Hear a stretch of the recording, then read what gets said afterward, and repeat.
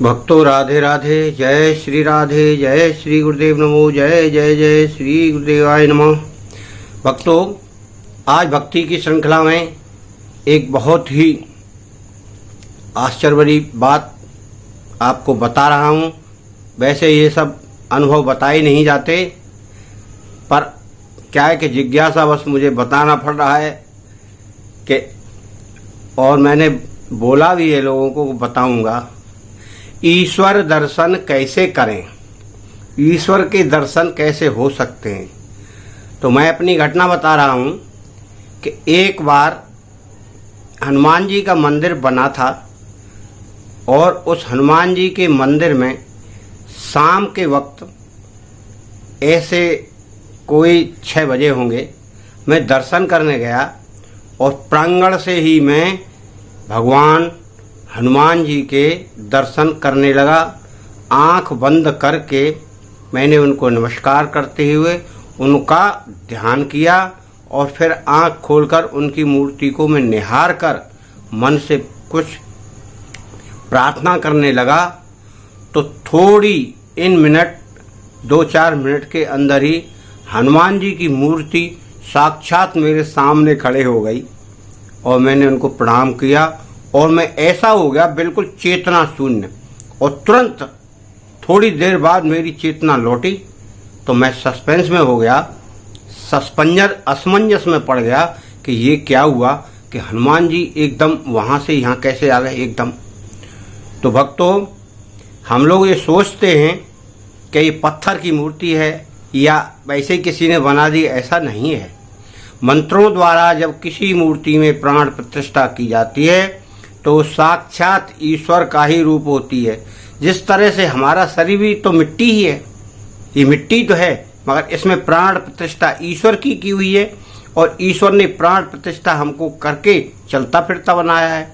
और हम ईश्वर की प्राण प्रतिष्ठा उन्हीं नियमों से, उन्हीं वेद पुराणों के द्वारा उनकी करते हैं। तो अब प्राण प्रतिष्ठा करके हम उनको प्रतिष्ठित करते हैं, ना कि हम उन्हें चलते फिरते बनाएं।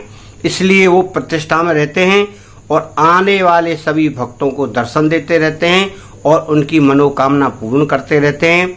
और जिस जिस को आस्था होती है, जिस जिस को विश्वास होता है, उनका विश्वास पक्का करते रहते हैं। तो भक्तों, ईश्वर का दर्शन होना कोई कठिन बात नहीं है, उसकी प्रक्रिया है। अब मैं उसी विषय पर आ रहा हूँ।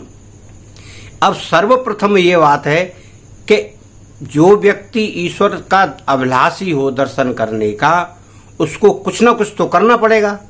इसको करने के लिए तैयार होना चाहिए, क्योंकि प्रथम बात यह है कि हम एक 200 वाट के बल्ब की आंखों से उस बल्ब को नहीं देख सकते। फिर उस ईश्वर को हमें देखने के लिए कितना आंखों का प्रयोग करना पड़ेगा और कितनी शक्ति का प्रयोग करना पड़ेगा।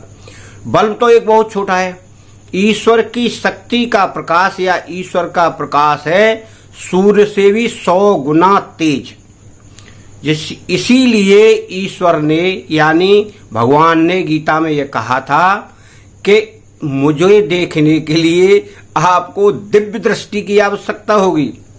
और महाभारत में संजय को इसीलिए दिव्य दृष्टि दी गई थी कि आप सारा समाचार युद्ध का आंखों देखा बता सकें। बगैर दिव्य दृष्टि के वो युद्ध देख ही नहीं सकते थे, भगवान श्री कृष्ण ही नहीं दिखाई देते उनको। और इसीलिए भगवान कृष्ण ने भी एक दिव्य दृष्टि के द्वारा उसको दिया था महाभारत में कि वो देख सके अपना, इनका चाचा ताऊ का, उनका वो भीम का जो लड़का था घटोत्कच, और उसको ऐसी जगह बिठाल दिया उन्होंने कि यहाँ से नियत समय पर युद्ध होता रहेगा, नियत समय पर आप देखते रहेंगे। उनको भी दिव्य दृष्टि से सब कुछ दिखाई देता था। तो ये दिव्य दृष्टि यानी बहुत तेज आंखें। अब ये बहुत तेज आंखें कैसे होंगी? जिस प्रकार से दीपक जलता है और उसके नीचे अंधेरा होता है, तो दीपक को कुछ दिखाई नहीं देता और चारों रोशनी करता है। इसी प्रकार हम क्या है कि दूर दूर भटक रहे हैं, हम थोड़ा पहले अपने आप के तो दर्शन कर लें। हम अपने आप के दर्शन नहीं कर पा रहे तो ईश्वर के दर्शन हम कैसे करेंगे? तो सर्वप्रथम जिनको ईश्वर दर्शन करना है वो अपने मन में ध्यान में बिल्कुल एकांत और चिंतन करते हुए इस वक्तव्य को सुने, क्योंकि दर्शन इतना मामूली नहीं होगा। तो सर्वप्रथम आपको अपने अंदर झांकना है। अब आपको प्रक्रिया झांकने की मैंने आपको बताई होगी। आप पूजा पाठ ध्यान व्यान त्राटक उराटक जो करने और नहीं आप जानते हैं तो मेरे वीडियो देखें। विशन धर्मा नाम से चैनल है मेरा, उस पर तमाम वीडियो पढ़िए, ध्यान की सरल से सरल विधियां पढ़िए। तो आप अब मैं यहाँ तो सूक्ष्म ही बता पाऊंगा क्योंकि इतना लंबा विषय हो जाएगा, तो अभी बहुत लंबा है ये विषय, तो मैं नहीं समझा पाऊंगा।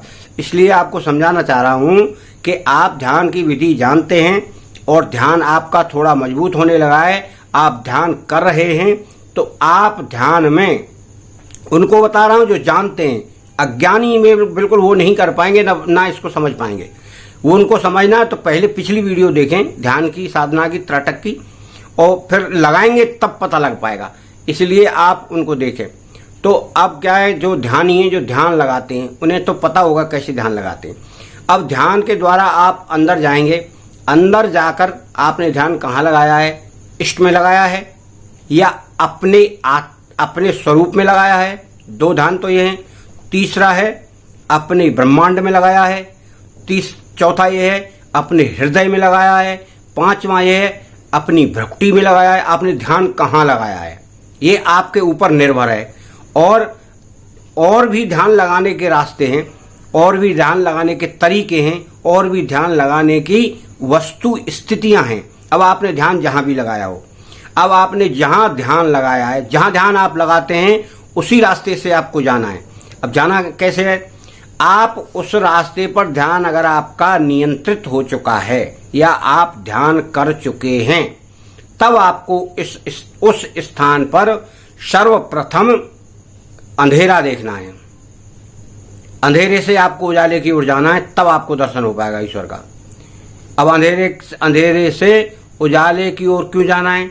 जिस प्रकार मनुष्य को भूख लगने पर खाना स्वादिष्ट लगता है और इच्छा प्रबल होती है, उसी तरह व्यक्ति को अंधेरे से उजाले की तरफ जाना बहुत सुगम पड़ता है और सरल पड़ता है और रास्ता दिखाई भी पड़ता है।